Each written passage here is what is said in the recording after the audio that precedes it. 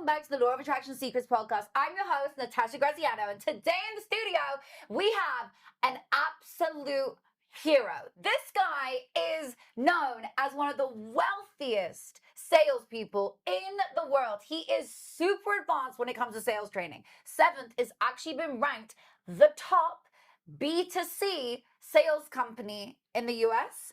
We're the largest business-to-consumer sales training company in the world based on annual revenues. In the world, people, not just in the US. Let's go bigger than that. You're going to learn all about sales today. You're going to learn all about persuasion. You're going to learn all about how to train your team. You are going to learn from an absolute G, somebody who I am personally super inspired by, and I'm so excited to have him here today. Welcome to the show, Jermey. Is that what you say to every sales trainer on your show? I've never had one. Okay, all right. I'm just making sure. Well, hey, thanks for having me on the show. I love California. Governor Newsom, please lower your tax rates. I would definitely move my entire company here. Those taxes are too high. I can actually agree with that, really. Like, I love Cali, but the fucking taxes. Could be trouble. Yeah, literally. Yeah, could be trouble. No, Arizona's amazing, though. It's really beautiful. Especially, look, if you're wanting to come to Arizona, always come like June 15th to August 15th. Weather is perfect. No, it's scorching hot in the summer. Do not come in the summer. Don't go in those days. July and August, no bueno. June, no bueno. But the other 8 or 9 months out of the year, it's like a paradise. It's good. We love it. Yeah, Okay, let's get into it. How did you build this empire? Well, I wouldn't say I did. You have to have the right team. I think you, like in the beginning, you have to kind of, it just depends on your financial situation when you start your own thing, right? So I had a little bit of capital to work with. I was already retired.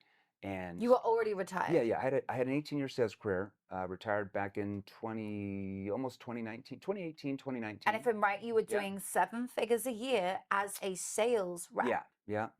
I was, did financially well as a salesperson, invested it well, and retired. Amazing. And then people always told me in my career, like, you need to start your own sales training company. You need to do this, you need to do that. And I was like, I don't know if I want to do that.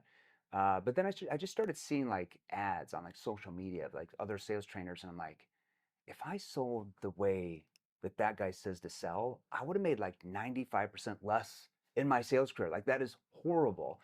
And so I felt like I had an obligation. Right. So I jumped in, and here we are. First year, wasn't the greatest. I probably lost 600 or 700 grand my first year. Oh my God. But then we started to figure it out. It was just me and my assistant for my job. I was like, hey, I'm starting this company. Do you want to come work for me? She's like, I'm in. Me and Beth, she's still there. Wow. And, now we have 120 some employees. That was 17 years ago? No, that was after I retired when I started 7th level. Right. So that was my first employee. It was my assistant for my job. My God. But you've been doing this for 17 years. Well, sales training company, we started in almost 2020. So it's been a little bit over 5. It's about 5.5 years. Mm-hmm. Yeah. But you've been in the whole game for, a while. I had a little bit of a good career. It was a lot of fun.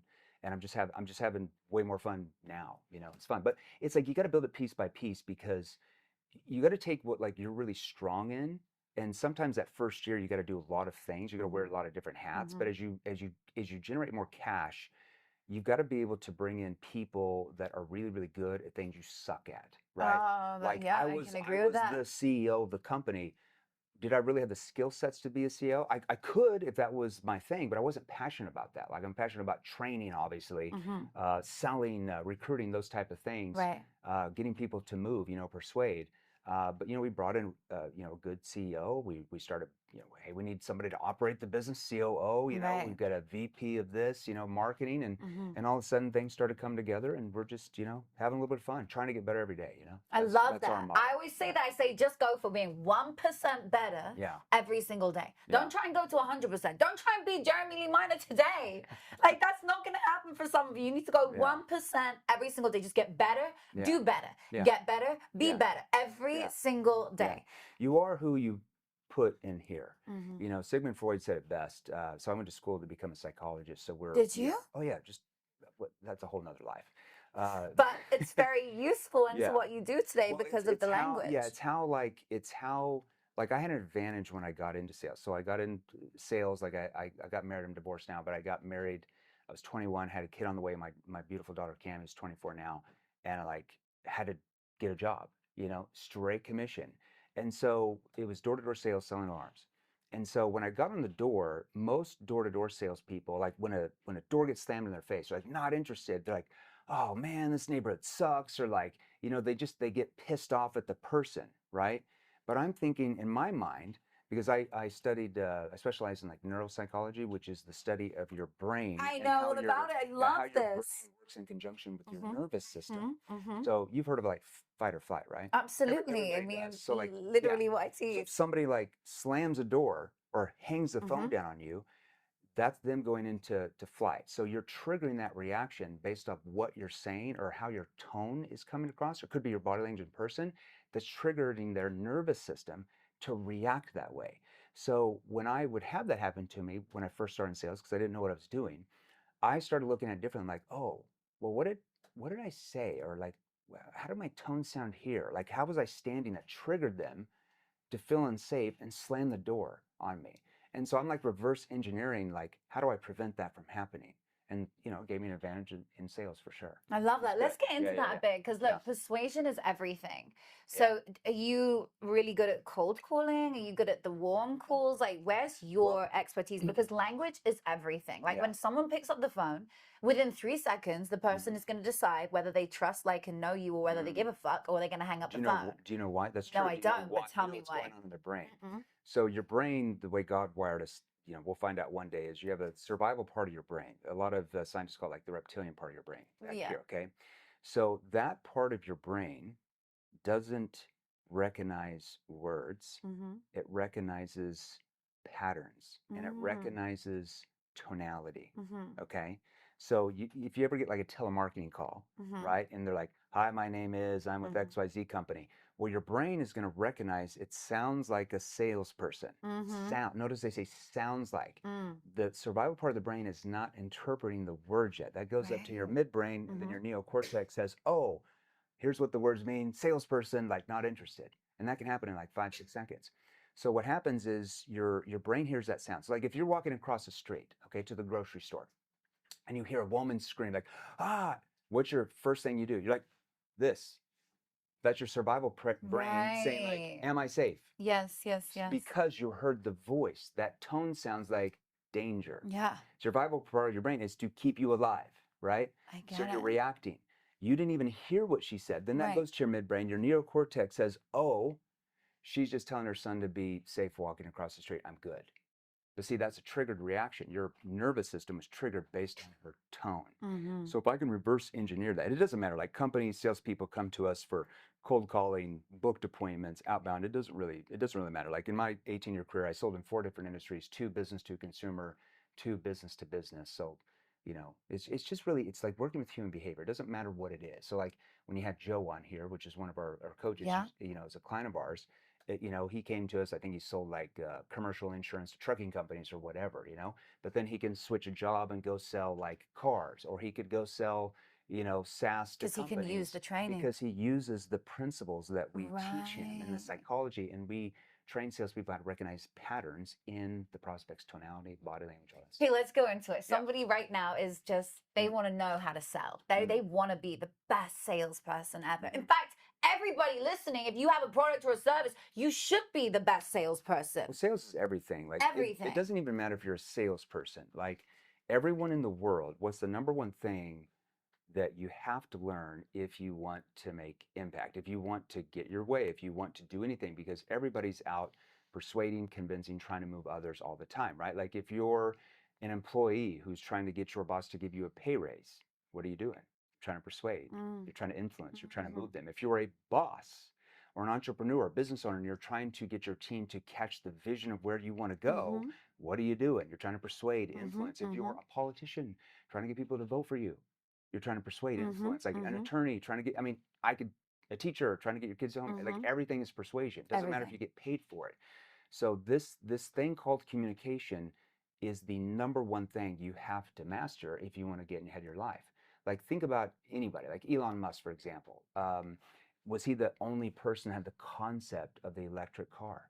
Unlikely. He just knew how to communicate his message much better than anybody else.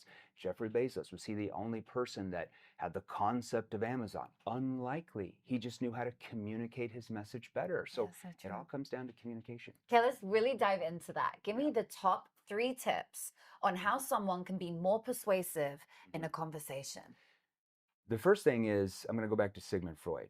Okay, you said it best. So are you familiar with like NLP? Yeah, absolutely. Yeah, so NLP. Neuro-linguistic programming, for anybody that doesn't know. So, they use this, the verbiage of like framing, reframing, deframing, but where did those terms come from? They actually come from Sigmund Freud. They come from Milton Erickson, like talking like psychiatrists, psychologists, very, very famous. That's where NLP comes from, okay? So Sigmund Freud said, people do who they believe they are. Let me repeat that. People do make decisions based on who they believe they are, their identity. Does that make sense? Yeah, it does People make do sense. who they believe they are. So if you're I just want to ask everybody, in society, how are salespeople viewed in general? High status or low status? Annoyingly low status. Low status, right? Because of the way most have been taught to communicate or sell. So you already know the prospect already views you at a lower status, right? So annoying. That's their identity of what they think you are. So in psychology, that's called a frame. That's a belief system. So society has a belief system or frame that you're bad, you're trying to manipulate to do something. So if I already know that as a salesperson, how do I reframe that way of thinking? How do I, instead of qualifying, so many salespeople are like, oh, you got to qualify the prospect. I'm like, that's the lazy way to sell. That just tells me you haven't learned how to sell yet. But, oh, they weren't qualified. No, you can train, like you can teach the prospect. You can literally build the prospect into the identity of the person who becomes a buyer. That's called identity framing. Okay? So you take them out of that frame and you bring them in you reframe your them. frame. Yeah, and it's your frame because here's the question. Selling something you do to people or selling something you do for people. It's for people, because if you have a belief system, you're doing it to them. Like you're manipulating, like it's a bad thing. When you go to close, you're always going to have anxiety. You're going to feel nervous, right? Your nervous system, because it's bad. But if I have this belief system, I'm doing this for this person, which I am, because look, if they don't buy, I can't solve their problems. I can't get them the results they really want. Now, why do people not buy? Because they have a fear of change. That's just in our human nature. So they have to give you money first before they see what change means, right? So that's scary for people. So how do I help them overcome the fear of change? I build them into the identity of the person who's not afraid of change, who is a forward thinker, who is smart, right? So I build them into the identity of the person who becomes the buyer. So the first thing, the tip is, you have to learn how to change people's belief systems or frames on the dot. So like, let's say that one of my salespeople is on with a person that wants to sell more. And they ask them like what they feel like the reason why they're not selling that much. And that person's like, well, the leads are bad. So that's their belief system, like has nothing to do with my skill level. It's the leads are bad. So if my rep can't take them out of that belief system, which is not serving them, because it's not the leads, it's the skill, and reframe them into like, maybe there's something you're saying or not asking that's causing them to be bad leads. There's no deal there. I can't help them, right? So let's say your industry, like your industry is like motivation, like you have coaching programs. Give me like a coaching program you have, and I'll show you how to do that. Okay, so we have a coaching program where we help someone become the #1 authority in their field. So I help them go from like 0 to hero online and actually get eyeballs, be recognized, be positioned as the #1 authority in their field. Okay, so you're really, at the end of the day, you're selling the result of what all that does, which is to grow their brand, which grows their business and drives more revenue and makes them more money. That's really what you're selling. That's the end result. So let's say if it's a booked call. Let's say it's a booked call. They show up with your rep on Zoom. Okay, they see one of your ads, they book in. What would most salespeople say first words out of their mouth? Hi, how are you? Hi, how are you doing? Now, think about what the prospect interprets that as. They're trying to get really familiar with me. That you really genuinely care about how their day's going. Unlikely. Unlikely, right? just because they see you as a lower status. Because see, your prospects are, once again, their brain reads patterns. And what pattern would they typically pick up from most salespeople that have ever tried to sell them anything? Same similar questions at the beginning. How are you doing today? How's it going? Where do you live? How's the weather over there? Did you see the game? Like, these are questions they know you're trying to build rapport. So you're going to notice that some A types will be like, hey, can we just, I don't have much time. They're going to get triggered quick. If you're not an A type, your personality will be like, you're going to start to emotionally shut down. And when the salesperson asks questions, you're going to kind of go surface level. And you're going to give the salesperson vague, generalized surface level answers because you know where those questions lead. Right. So right when I get on there, like, what's a belief system that every prospect has? Like when the salesperson first starts talking to you, okay, selling you anything, what's probably one of the first questions that you start to think about? How much is this gonna Cost me. Why does your brain go there though? Because I'm immediately going, okay, if I want to be the number one, how much is this going to cost me? Yeah, but you think like would society probably ask the same question? Yeah. Yeah. So we're conditioned because we're marketed to all the time. Yep, Right. exactly. So you wake up in the morning, besides going to the bathroom, you pick up your phone. What's the first thing you do? You get on your social. Yeah. You start seeing ads trying to sell you something. So it starts right when you wake up. Or in a text, you get ads. Ads. Okay. You walk into the living room, maybe you turn on the TV or something to see whatever you see, commercials trying to sell you something. Get in your car, maybe turn the radio ads trying to sell you something. You drive down the road, billboards trying to sell you something. So you're constantly being marketed to all the time. So your brain has these defensive mechanisms in it. So anytime you feel like somebody's trying to sell you, your guard goes up. So if your rep is on with a potential client, we already know that that potential client is already asking how much it's going to cost in their mind. Okay, right when they get on there. So that's a belief system, that's a frame. How do I take them out of that frame? That's called a deframe. Deframe. And then how do I reframe them? That's the process into a new belief system or a new frame.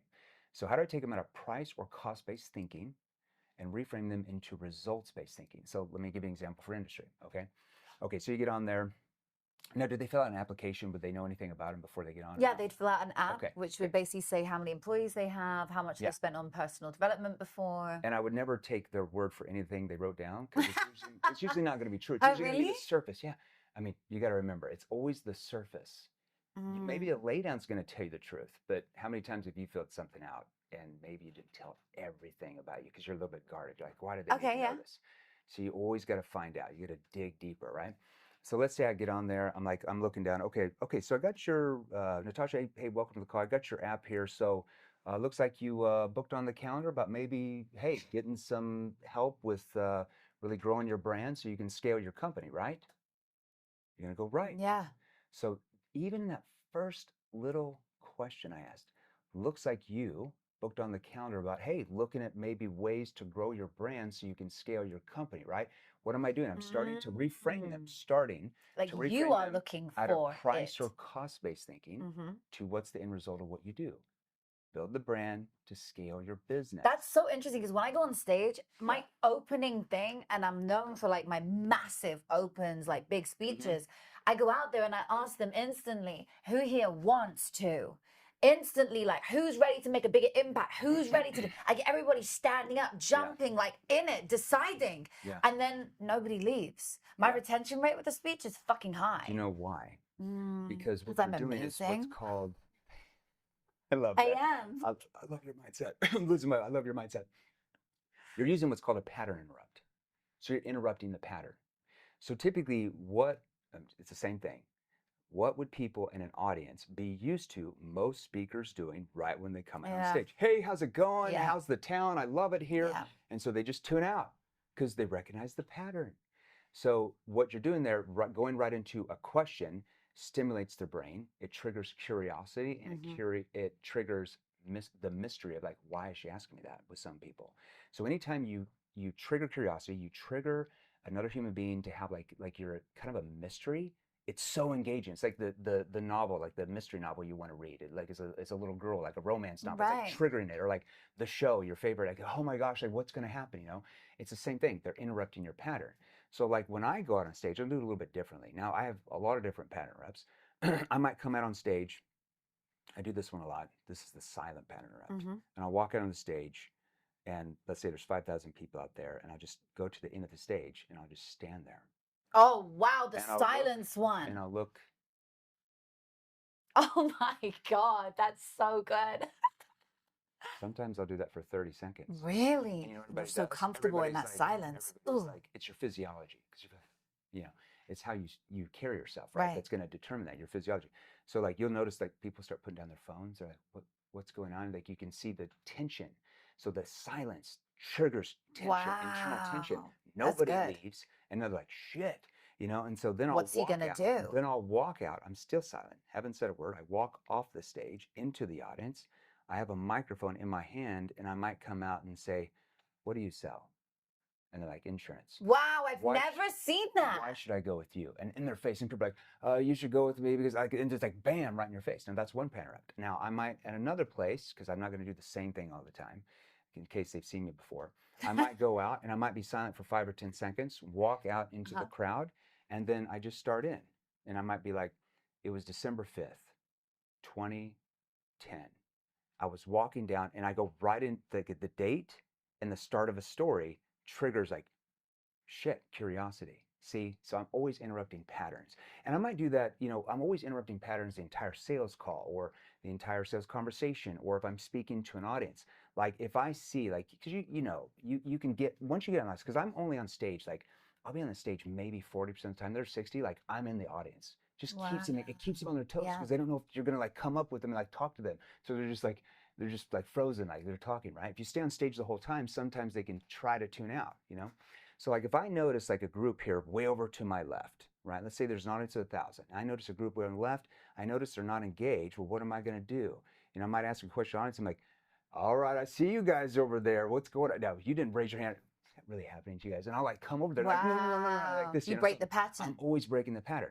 Or like, let's say if I can see that, you know, because I'll ask the owner of the event or whatever. I'll be like, hey, who are your VIPs in the first 2 rows? And most of my speaking gigs are companies that bring me in to like train, you know? And so they'll be like, oh, the first 2 rows, these are all like our top salespeople. They each make, you know, 500,000 a year or whatever. So I know with this group, they're going to have this mindset of like, I know everything. I don't need any help compared to everybody else. So like if I notice a couple people there, I see a couple guys with Rolexes or whatever, and they're just kind of like, they're not like really in it. I might walk by as I'm going out in the crowd and as I'm talking, and I might just stop and like tap a guy on the shoulder and be like, nice watch, I like that. And he's like, oh yeah. And now all of a sudden I got the ringleader all excited. Now the ringleader's like, yeah, everything I say now. So I'm like always looking for the facial expressions and the body language. So you're good at this. This is so good. It would be pretty bad if we were a sales training company and bad at it.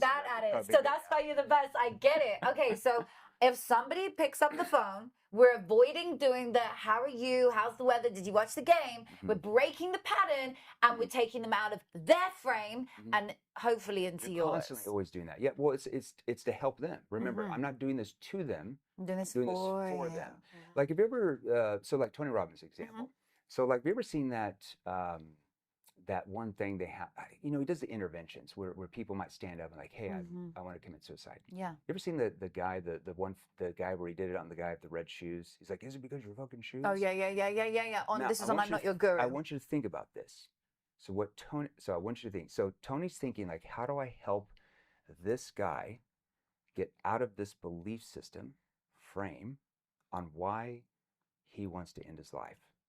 So what Tony knows he has to do, because you can tell when Tony walks up to him, the guy's like shaking, he's like nervous, he's like, I don't like myself. Like, so if he keeps him in that frame, it's really hard for him to help him overcome it.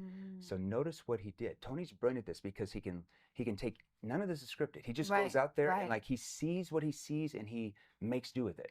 So he obviously knows it's the red shoes. And so the first thing Tony Robbins says out of his mouth is like, is it because you're fucking red shoes? And the guy goes down like this, and he's out of his frame. See, he interrupted his pattern. So he's starting to deframe him. That's just a deframing. You know, he never wear the red shoes again. It was a deframing technique. And he looked down, everybody laughs, and he starts laughing, and he's like, ha, and his whole physiology starts to change. And now he's more open, and Tony starts to reframe him into new belief systems. That's an example of a pattern. That is so good. Pattern influence everything. I'm obsessed with it. Like, there's books on it. Yeah, I love going to, you know, to his events. Like I went to his Date with Destiny in December. I'm sitting there for 5 days. I'm like, oh, that was a really good framing technique there. Okay, I see what you did. So I'm like, you know, just taking all this. You see it. I Okay. just love it. So you said earlier how it's all about the mindset. It's all about here. It's like, you know, everything is in the mind. I want to dive into this more. Yeah. Who we believe we are. Like, if Your I go on a identity. call, I will Yeah. close you 100% of the time because, okay, yes, it's my product. Yeah. But I know if I was selling ice, I would sell it to the fucking Eskimo. You have certainty in your Yeah. tone, right? That comes from your belief systems Mm-hmm. that you can truly help them. Yeah. So the certainty is one thing you have to have. Now, what increases certainty? Skill level. Think about it, for example. If I'm a neurosurgeon, Mm-hmm. and let's say somehow magically I skipped half of medical school, and I go into my first surgery, You're not gonna feel what's good. my certainty? I'm going to feel like, oh, I don't know what I'm doing. Right. So many salespeople are like that, they get into sales, they're like, well, once I get into sales, then I'll learn how to do it. Yeah. Tell me what profession you can do that in the world where you're like, once I get in the job, I'm going to, like if I'm an engineer, well, once I get the engineer job, then I'm going to learn how to build the bridge. That could be pretty dangerous. Or the military. You know, we're not going to do boot camp. Like, we're just going to drop you off in a helicopter in Afghanistan. Duck, you know, like something could go wrong there. So sales is the only profession You can do that. that people can get hired with no experience. But that's why most salespeople suck.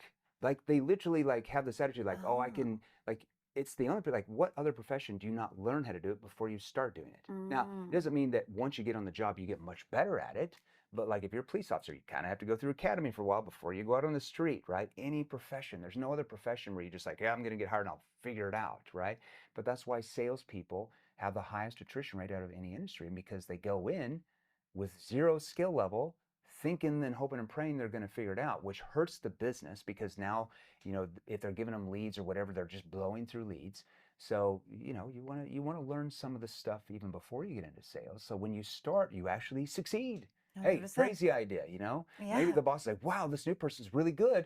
Well, they kind of learned at least some basic stuff before they got on the phone or knocked on the door or, you know, talked to that company. So the first thing is that certainty. Okay, your identity. Second thing is you got to have skill level to go with that. People always say, Jeremy, I get off stage, people, the number one question people have is, Jeremy, how do I get more confidence as a salesperson? I look at them like, gain more skill level? Like, what are you talking about? Like, if I want to have high confidence, if I want to have confidence up here, how can I have high confidence with a low skill level? Just In anything.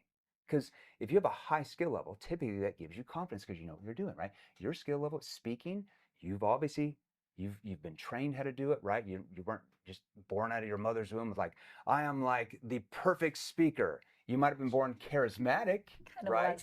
Charismatic, but you've obviously been trained on like, okay, I need to go left here, here. Right.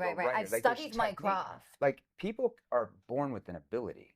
Yeah. But for them to like be a master at it, they have to learn technique. 100%. Right? Everybody's born with some type of ability. You're right. But you master it and you're committed to mastery, you have to learn. Well, that's what Einstein said. Yeah. Seclude yourself away from the world and go and hone in on your craft and be the best at who you are. Yeah. Go out there and be the fucking best of who you want to be. And be them today. Yeah. And decide, like, that's who I'm going to be, and I'm going to be the best. But you have to go and learn your skills. Yeah, committed to mastery. Yes. I always say there's 4 types of people in life. 4 types of salespeople, 4 types of business owners, 4 types of parents, 4 types of anything. You got those who wing it. Those are the wingers. Okay. Right? So they, in sales, they would say something different to every prospect. They don't know what works. They don't know what doesn't work. And when they don't make a lot of sales, who do they typically blame? The leads, the prospects, other people. They point outside. Right. They never look at their own lack of skill level. Most of those salespeople typically get fired, right? Think about all the unsuccessful people in life. Wingers. Yeah, a lot of wingers out there. Then you have those who dabble in it. We call those the dabblers, right? So in sales, they might buy a few sales books a year. Maybe they go to an event. Maybe they follow like me on, you know, some basic content on IG or YouTube or LinkedIn or something. And they believe in the lie that if they just stay in long enough, if they just learn from their mistakes, eventually they'll figure it out. That strategy takes years, if not decades. If you ever become good, halfway good, it's because you work 14 hours a day, play the numbers game, and eventually you burn out. Those are the dabblers. Think about any profession, wingers, dabblers in that profession. Then you have the know-it-allers, right? These are the worst. Like, maybe they invest in sales training, they put a bunch of money into it, they get good, maybe they make, you know, if they're a salesperson in a company, maybe they make 300, 400, 500 grand a year. Then they get a big head, big ego, think they know everything about persuasion sales. They stop investing in their skill level, they stop training, then their income gets capped.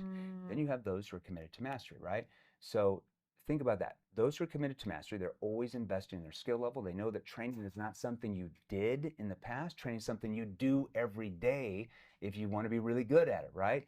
And they're the ones that the learning curve's 100x faster. Those are your top 1%. What are they called? Or higher, committed to mastery.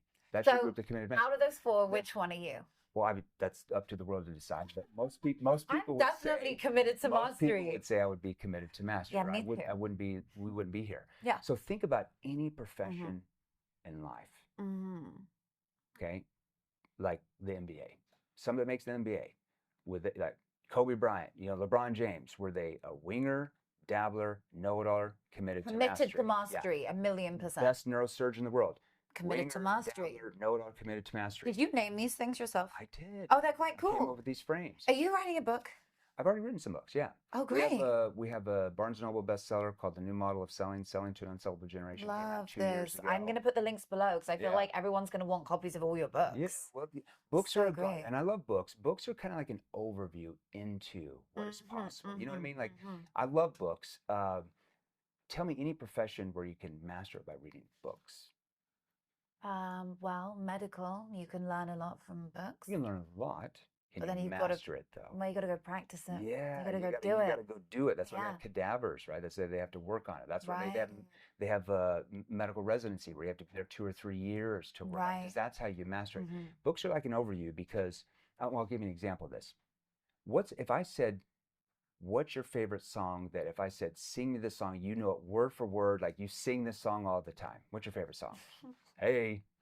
The Lion King. Okay, The Lion King. So I'm like, hey, sing The Lion King, you know it word for word. Now, what's your favorite book that you read several times? Oh, gosh, The Secret. Okay, The Secret. Okay. Now, on average, in any book, each page has about 330 words on average. In a song, the average song also has about 330 words. Is it really? Yes.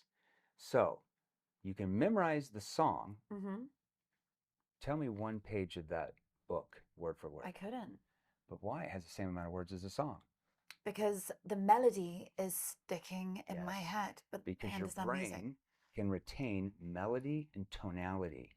It can't remember like 10 to 1 words from a book. That's why, statistically, your brain retains less than 3% of that book within 30 days. Less than 9% within a week.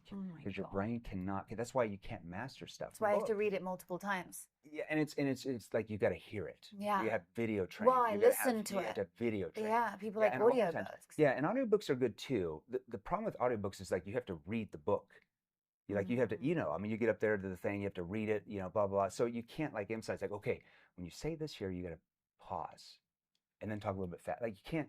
When you're doing the audio, it's just a little bit different. So I get it. Yeah. Oh my God, this is so good. Yeah. Okay, do you believe in the law of attraction? Because it happens whether or not you do or not. Like it happens. It's all around us. It is. Yeah. But what's your thought on it? And do you know anything about it? I've watched The Secret. I love personal development. I'm, even though I dropped out of school with 8 credits left, so I never finished because I started making too much money as a salesperson. That's I a consider bad problem myself, to have. as a psychologist. So I think as a psychologist. So I think your mind is very powerful, obviously. So it comes back to your identity, right? If I believe I'm successful, my identity is a person who is successful. I do the things successful people do. On the flip side, if I believe that I'm a victim, if I believe that I can't do something, I do things that unsuccessful people do. So in we probably say it differently, but that's the way my brain thinks. So like people that say like, I've been sober for 30 years. I'm an alcoholic. I've been sober for 30 years. No, your identity is that you are still an alcoholic.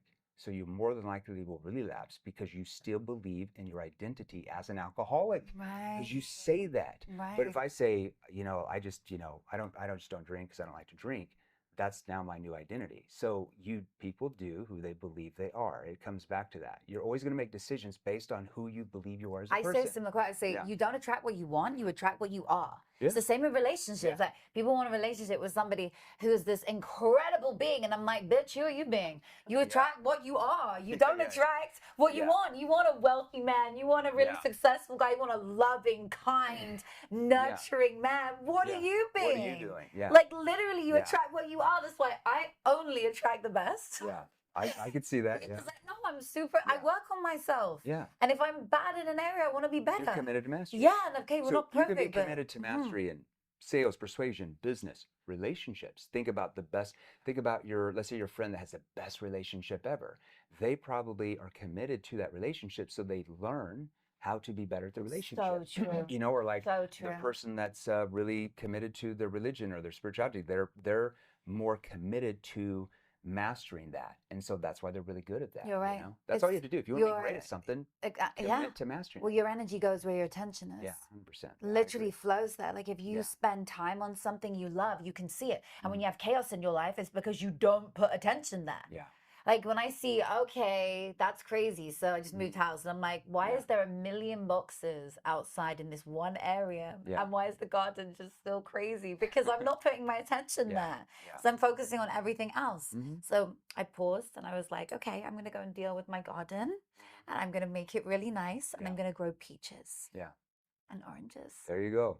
See, it's the same thing. Like, you know, if you're in a relationship, you can be a dabbler in it. Where you just dabble, this is so interesting. Or you just kind of wing it, or I think I'm the best. I don't make any mistakes. I'm a know-it-all. That is my identity.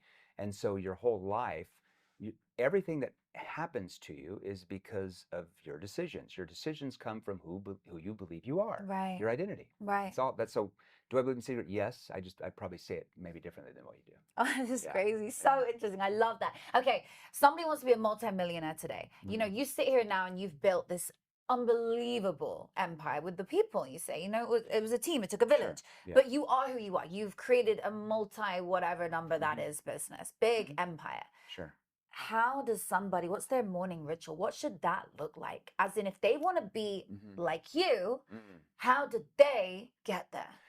I don't necessarily think it's like you have to wake it up at a certain time, whether that's 4, Good. 5, I'm so 6, fucking glad that you're saying that, because when people say it's like the 5 a.m. club, I'm like, for you.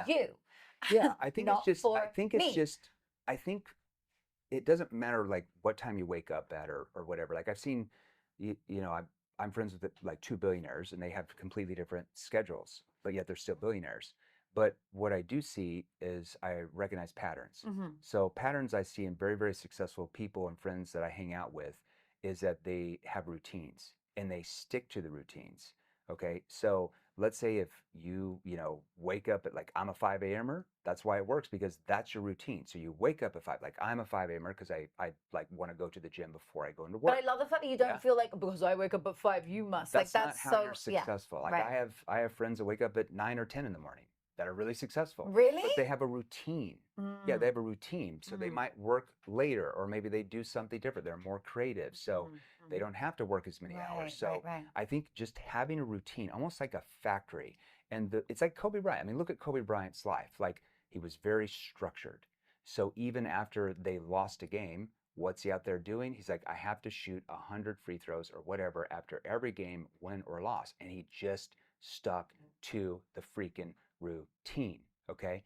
So like sticking to that routine, it's pretty hard to not be really, really successful. But that's because you're committed to mastery. There's some days I wake up and I'm like, I don't really feel like doing this, but I know I have to stick to that routine because I'm still mastering this stuff. What is your routine? I love that. I wake up at 5 because I have I go to the gym at 5:30. So I have a group class. There's like 5 of us guys. Wow. And then on Wednesdays, I go to a CrossFit class at a different gym. So that's at 5:30. So I'm done by 6:30. Oh my God. Come back.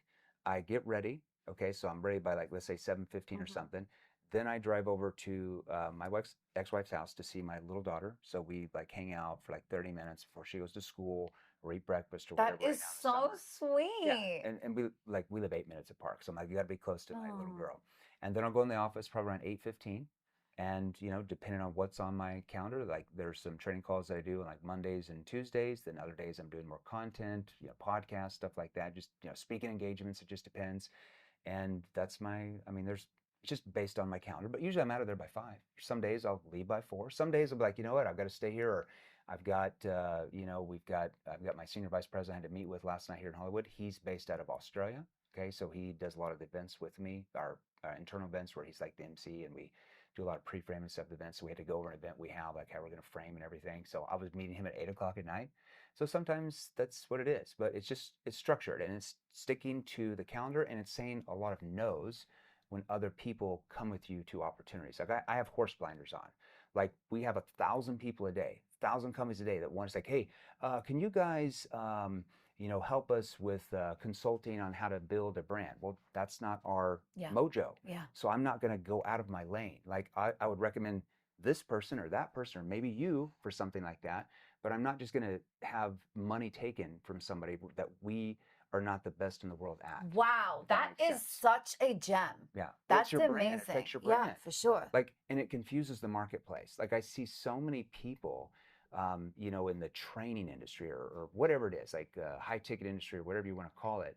And it's like, one day they're selling a dating offer, and then 2 years later, now they're selling a crypto offer. And it's like so confusing. I know. Who are you? Like, what's your identity? It's so true. Like, it's we so are true. a sales training company. Now, there's other stuff we do on the back end, like we're about to launch a SaaS AI product for companies, for their salespeople. So that, it's the same thing. We're about to open up a recruiting and staffing offer on the back end because, we have, I don't know. It makes sense. It makes sense because it's all companies interlinked. companies always come to us like, hey, we want to hire, salespeople that are trained in your methodology. How do we do that? And so I'm like, okay, so we can do, but it makes sense. Like if we started selling like tea kettles, like it's not our mojo. Yeah. I was just asking, we were on the phone, me and my mom this morning, asking someone for a tea kettle so that we could have it in the hotel. I can definitely, I can get you in the right. Thank you. I got lots of friends. And I was talking to, to Hormozy the other day. So we were on the phone just chatting about, I don't know what we're chatting about, but I made this thing. I'm like, okay, yeah, that's like the guy that says that, I help businesses scale to $100 million a year. And he laughs. He's like, yeah, and they only scaled their business to $30 million a year, but now they're training people how to scale theirs to 100. It's like there's so many non-experts out there saying they can do things they've never done before. So I think consumers really need to look like, hey, I want to do this. I want to accomplish this. Has this person or company actually done the thing that I want to happen? Have they actually done it themselves? Results-based. Yes. Don't choose them unless they're results-based. Yes. I say that all the time. There's so many amateurs out there. It's like 99% of everything. It's just like they have a little bit of success and now they're a coach and they have something. And I'm like, you don't have enough experience or knowledge yet. Like the biggest thing, like you can try to still, like let's say you buy all of our training courses, like 40 courses, you copy them word for word. You'll never be to our level because you can't buy my experience and my wisdom that it took in being in the trenches and building that in my brain. That's why I always will have the advantage times 10, because you can't buy experience or wisdom. I had a 17-year sales career at a high level. It's like Tony Robbins. Go buy all that stuff, try to copy him. You'll never be to his level, not even close, because you don't have his experience and wisdom of putting that together. You won't understand the psychology behind it. It's just words. It comes out inauthentic, not real. No, I agree. So go get the experience and wisdom that y'all need today in order to become the best in your field. On that note, thank you so much for coming in. I've had the best time. I could do this all day. This is one of our longer episodes. We'll have to do it again. And for sure. If they want to learn more about what we do, just have them follow my Instagram. 100%. I was about to say, where can everyone connect with you? Because we're going to put the books below, your Instagram below, but what else can they? Just go to Jermey Lee Minor and follow my verified account there and get a book from Barnes & Noble. That's the beginning. And then if they have questions, they can text us. My president said we would give them a free copy of our NAPQ Black Book of Questions. So I've got a number. Do you want me to give you the number? Let's give the number, and we're going to write it down. It is 480-637-2944. 630. No, 637. Okay, let's do it again. 480-637-2944. Have them text that and say they saw us on the show, and they'll give them a free copy of the NAPQ Black Book of Questions. That book is not sold in stores. We love that. you're going to get an awesome free gift. The Yeah. secrets inside There this. you go. I love Thanks it. for having me on. I Thank really you so enjoyed much it. for Yeah. coming. You're Yeah. amazing. I've learned so much. So I Thank know you. someone else out there. And on that note, if you have, make sure you share this episode with a friend, someone you believe needs to learn, someone who maybe is in the know-it-all category, someone who's in the winging it category, the dabbler. They need to be a committed type. They need to be the person who just becomes the best at what they're doing. You can do that in the same way that Jermey has and built this incredible empire. Thanks so much for coming today. Thanks for having me on. It's We'll awesome. see you guys next week.